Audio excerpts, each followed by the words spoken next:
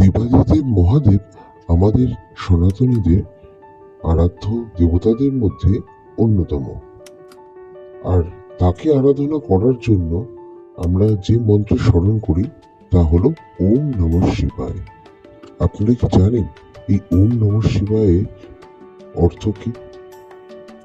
ওম হলো এক ধ্বনি, যা সৃষ্টির শুরুতেও ছিল, এখনো আছে এবং ভবিষ্যতেও থাকবে, অর্থাৎ আদি অনন্ত।